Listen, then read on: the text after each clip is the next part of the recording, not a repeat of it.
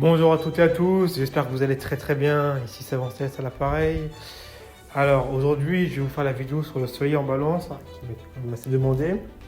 Je vais essayer de vous expliquer au maximum ce que produit un soleil dans le signe vénusien qui est la balance. Alors, premièrement, déjà on va commencer d'entrée de jeu. Le soleil dans la balance est en très mauvaise position. Pourquoi? Parce que le soleil dans la balance est en chute. La chute, je vous ferai une vidéo sur les dignités et les débilités, mais la chute sous-entend que l'énergie va vers le bas. En fait, l'énergie est affaiblie, très très affaiblie.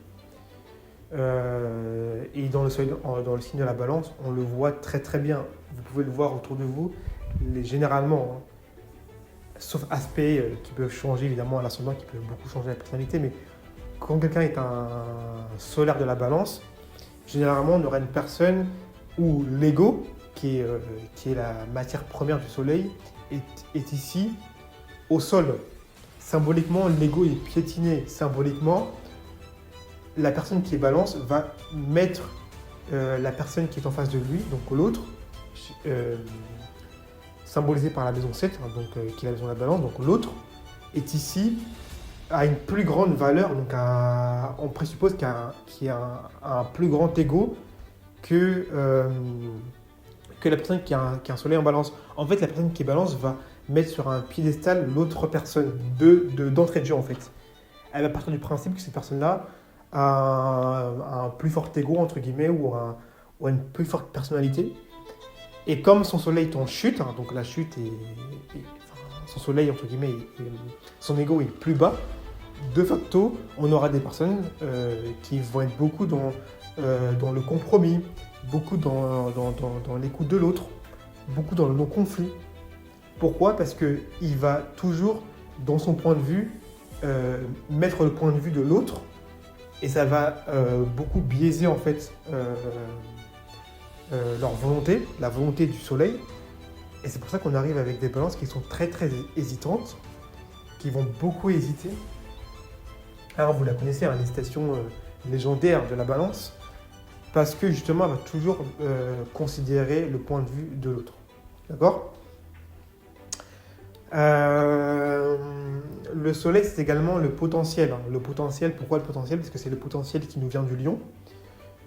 Et donc c'est un potentiel, le lion a un potentiel créatif très très fort. Donc on va retrouver le potentiel dans le soleil.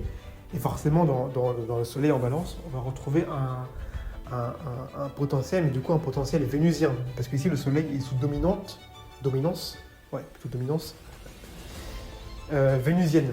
D'accord? Donc le soleil dépend énormément de Vénus. Donc ici, il y aura un potentiel, tout dépend où est placé Vénus, évidemment. Mais généralement, quand on a un soleil en balance, on a un potentiel artistique. Très clairement artistique, très très fort. Très très fort. On a également le soleil dans la balance. Donc, le soleil nous parle de charisme, le charisme du lion. Ici, on va voir, c'est l'un des bons points d'avoir un soleil en balance, c'est qu'on a un charisme de séducteur, voire une certaine beauté naturelle. C'est l'une des meilleures positions à ce niveau-là. C'est-à-dire que dans tout l'arc du zodiaque, même le taureau qui a une dominance vénusienne a du mal à rivaliser. Parce que ici, non seulement le soleil est dirigé par Vénus, mais en plus c'est un soleil dans un signe aérien. Et ça c'est très très fort, ça veut dire que c'est une beauté, qui est très dans le mouvement, parce que les signes d'air c'est le mouvement, c'est l'intellectualité, c'est la rationalité. Donc ici, c'est une beauté qui est très rationnelle. On comprend instinctivement la mode, les modes. On comprend de manière rationnelle comment bien habiller les couleurs. Parce qu'en plus, on a Vénus. En fait, c'est la combinaison de Vénus et de l'élément air qui rend que les balances sont des personnes qui sont très très belles ou très beaux aussi, c'est des hommes naturellement en fait. Le côté, j'en reparlerai, mais le côté Vénus dans le signe du taureau va rendre certes beau, mais ce sera pas une beauté aussi insaisissable que dans le signe de la balance.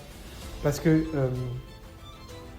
Dans le taureau, c'est plus une beauté qui est très terre-à-terre, très pratique, très pragmatique. Hein. Alors que là, dans le signe de la balance, donc un signe d'air, c'est insaisissable, c'est fluctuant, on comprend instinctivement les modes. C'est quelque chose qui peut nous frapper en fait, qui peut nous frapper directement. Ok. Donc c'est quelque chose qui est quand même assez fort. Autre point aussi à éclaircir, la balance est un signe qui est cardinal, d'accord? C'est un signe qui est cardinal, donc ça signifie quoi? La cardinalité, qui est une position qui est très très très forte, hein, malgré que le soleil dans la balance est un soleil qui est très faible par sa chute, la cardinalité va faire ça va être quelqu'un, enfin une personne qui est balance va quand même être quelqu'un qui va être entreprenant. On va avoir quelqu'un qui va quand même être force d'initiative, force de proposition.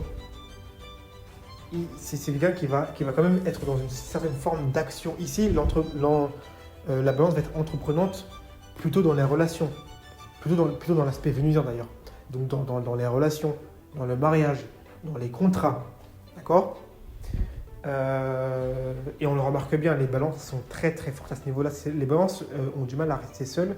Et c'est un signe qui est toujours très très entreprenant pour rechercher une relation, pour chercher peut-être des contrats, mais beaucoup la relation avec l'autre. C'est un signe qui est très fort à ce niveau-là en fait, très très fort. Alors que par exemple, je vais prendre le Capricorne sera plutôt entreprenant dans tout ce qui va être le domaine de la carrière, de la réussite sociale, de la montée des échelons. Vous voyez ce que je veux dire? Alors que là, dans la balance, on va être très entreprenant dans la relation. Très, très entreprenant. La balance est l'un des meilleurs signes à ce niveau-là. Hein. Surtout quand on a un soleil, on va être très, très entreprenant. Donc, et là, c'est la volonté. Il y a une volonté forte d'entrer en relation avec l'autre. C'est pour ça que beaucoup de balances sont en couple ou beaucoup de balances mettent beaucoup d'efforts dans leur aspect physique parce que c'est l'aspect physique qui va tout d'abord conquérir l'autre comme une fleur, comme une belle fleur qui sent bon et qui a des belles couleurs qui attire les abeilles à elle pour après justement former une union. Ok? C'est le même processus. On peut comparer la balance à une fleur belle qui sent bon et qui a des belles couleurs.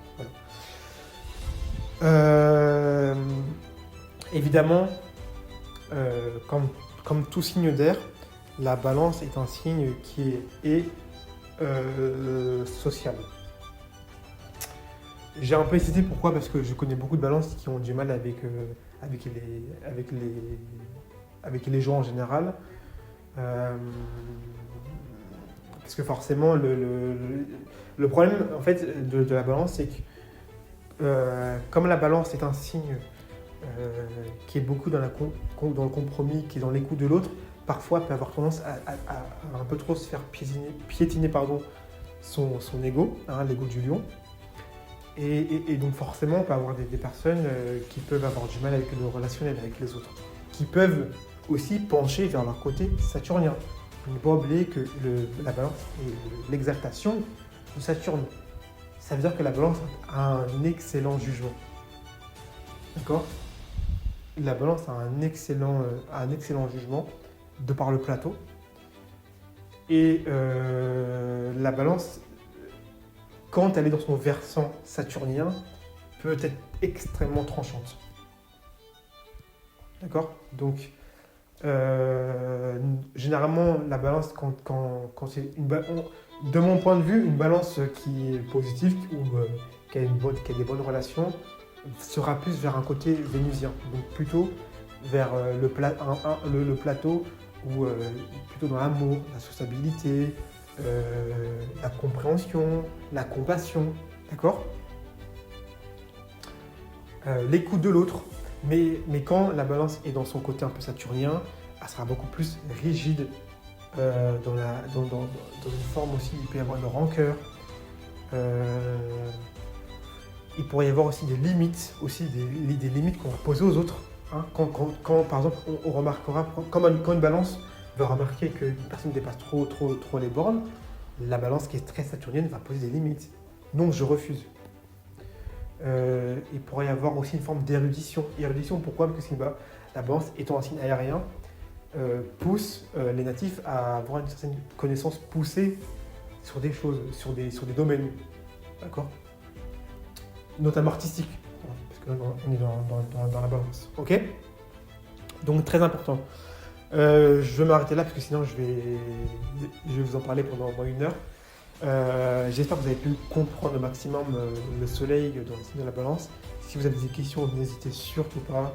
Je répondrai avec plaisir. Et puis je continue avec les autres signes solaires.